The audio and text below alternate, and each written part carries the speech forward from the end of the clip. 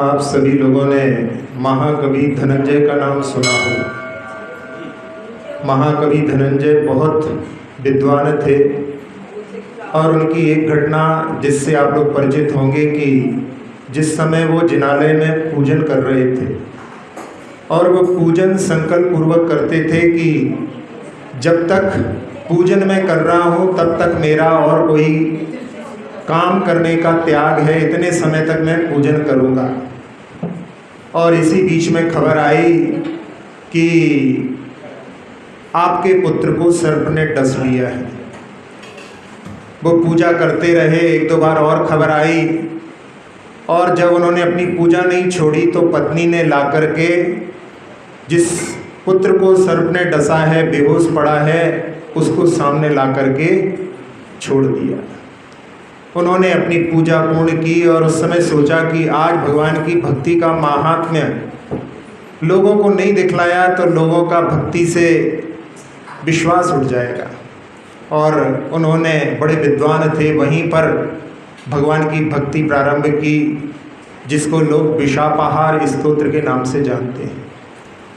तो ऐसी भक्ति उन्होंने की भगवान की कि जिसके माध्यम से वहाँ उनका जो पुत्र सो रहा हो ऐसे उठ करके वहाँ पर बैठ गया और सब लोग वहाँ पर देख करके आश्चर्यचकित रह गए। तो उनकी भक्ति में इतनी तल्लीनता जिसके माध्यम से अशुभ कर्म की निर्जरा भी होती है, पुण्य कर्म का संचय भी होता है और पाप कर्म का संवर भी होता है।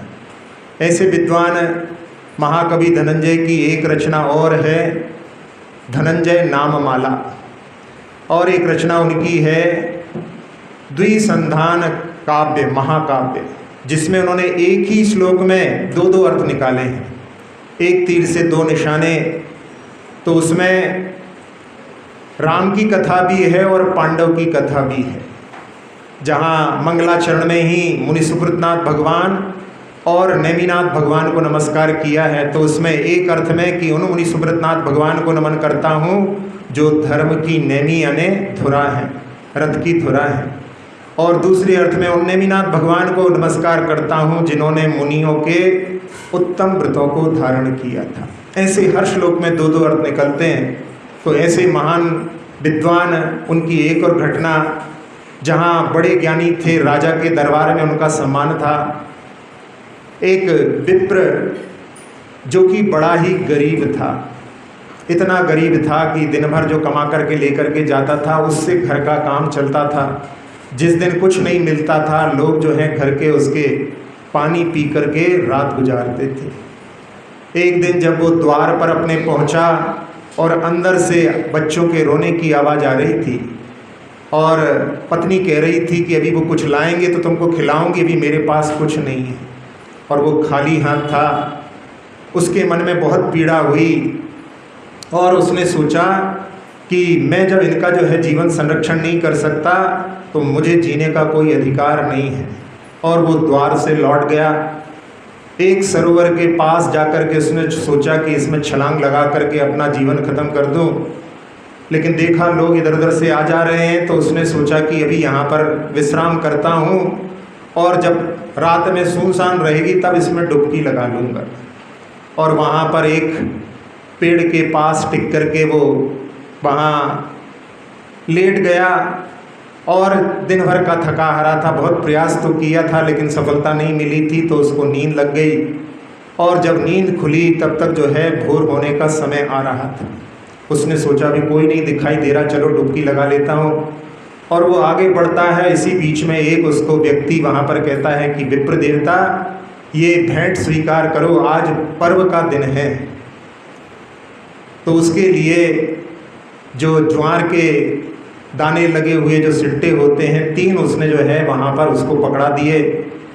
और वो सोचता है कि आज पर्व का दिन है और पर्व पर सब लोग राजा के लिए भेंट करते हैं, यदि मैं इसको भेंट करूँगा तो राजा से अच्छा पारितोषिक मिलेगा। तो उसने सोचा कि चलो स्नान करके और राजा के दरबार में जाता हूँ। उसने अपने गमछे से जो कि कंधे पर टंगा था उसमें लपेट करके उनको किनारे पर रखा और स्नान करके उसको उठा करके राज दरबार में पहुंच गया, जहां पर बहुत लंबी लाइन लगी हुई थी। जो राजा के लिए भेंट देने आए थे, और उसमें मनी मन में बहुत सोच रहा था ये मिलेगा वो मिलेगा।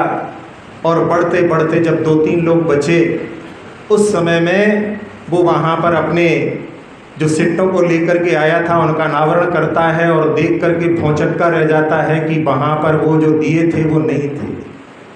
इतनी ही देर में जब वो स्नान करने गया, कोई उसके वस्त्र में से उनको निकाल करके और वहाँ पर 3 जली लकड़ियाँ वहाँ पर रख करके और उसको वैसा ही लपेट करके रख करके चला गया।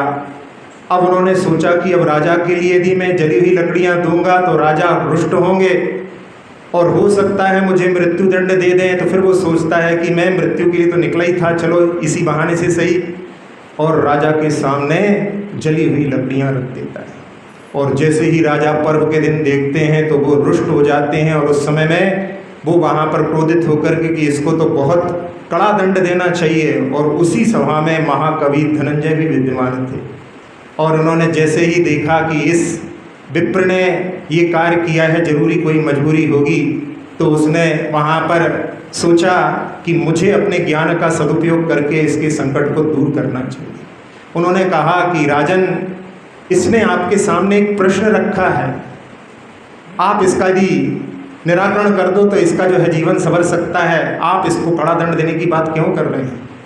तो वहाँ पर राजन कहते हैं कि विप्र जो विद्वान महोदय, आप हमेशा हमको अपनी ज्ञान की बातों में बरगला देते हो, आज मैं किसी की बात नहीं सुनूंगा, इसने पर्व के दिन जो है अपमान किया है, इसको तो कड़ा दंड मिलना चाहिए।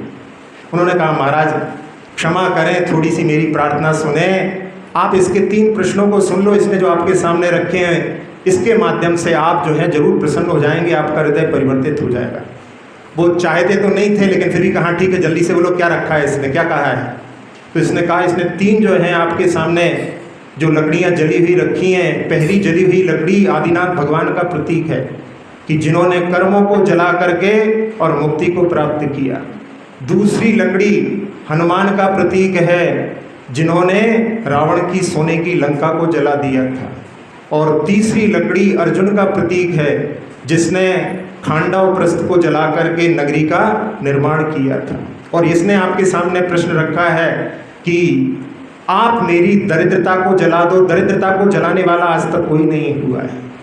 तो उस समय में राजन सोचते हैं कि मैं पूरे सब लोगों की दरिद्रता तो नहीं जला सकता, लेकिन इस व्यक्ति की दरिद्रता दूर कर सकता हूँ। पहले जहाँ उनके मन में दंड देने के भाव थे, लेकिन उस विद्वान की बात सुन करके उन्होंने कि कहा कि इसको थाल भर जो है रत्न राशि दी जाए, जिससे कि इसकी गरीबी है वो दूर हो जाए, दरिद्रता से मुक्त हो जाए।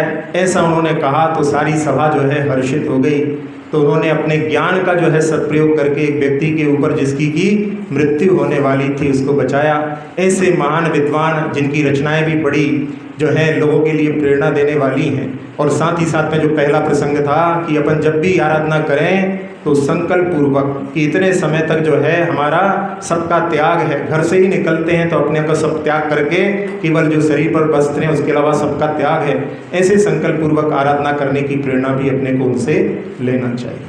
जावाणी के ज्ञान ते सुझे लोकालोक, सो वाणी मस्तक धरूं सदा देत हूँ। हे जिन वाणी भारती तो जपो दिन रहन, जो तेरी शरणा गए सो पावे सुख चैन।